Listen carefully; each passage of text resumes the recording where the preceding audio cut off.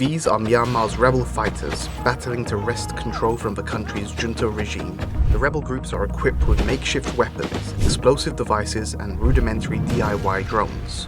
They're fighting Myanmar's ruling army, which became the junta after taking power by force when it toppled the civilian government in 2021. There is not a single region in Myanmar that has not risen up in revolt against the military regime.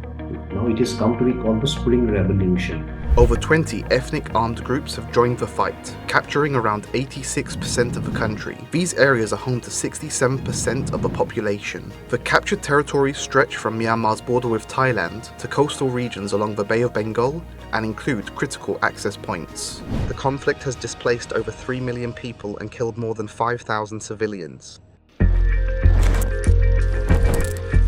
Myanmar has been under military rule for 59 years, save for a decade with a civilian government from 2011 to 2021, which ended when the junta overthrew Aung San Suu Kyi's administration.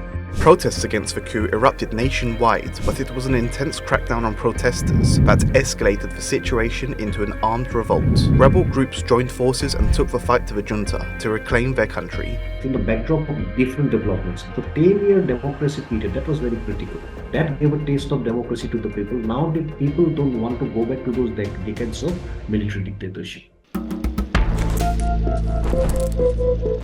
Leading the rebels are three groups, known as the Free Brotherhood Alliance. The alliance comprises the Myanmar National Democratic Alliance Army, a largely ethnic Chinese group, the Ta'ang National Liberation Army, and the Arakan Army. The biggest difference is that the Burma heartland, the people where the Burmese majority live, they have started this joined hands with the ethnic armed organization. This did not happen earlier.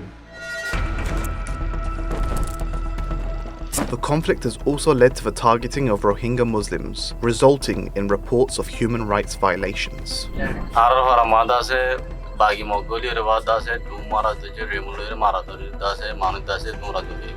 Groups like the Arakan Army have denied such accusations. Meanwhile, the junta has forcibly conscripted Rohingyas in its fight against the rebels, despite historically viewing them as an existential threat to the Buddhist majority country. The Rohingya have faced severe persecution in Myanmar for many years, including a 2017 ethnic cleansing campaign conducted by the country's army in Rakhine State.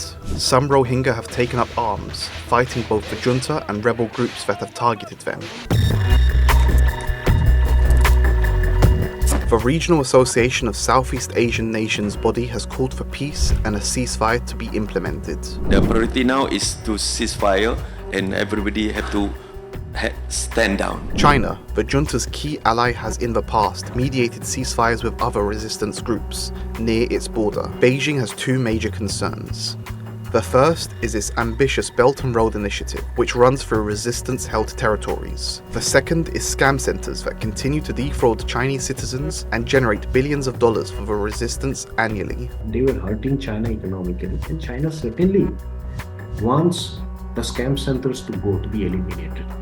That is for sure. And obviously, its larger objective is to complete the BRI at the earliest, irrespective of the fallout of the war.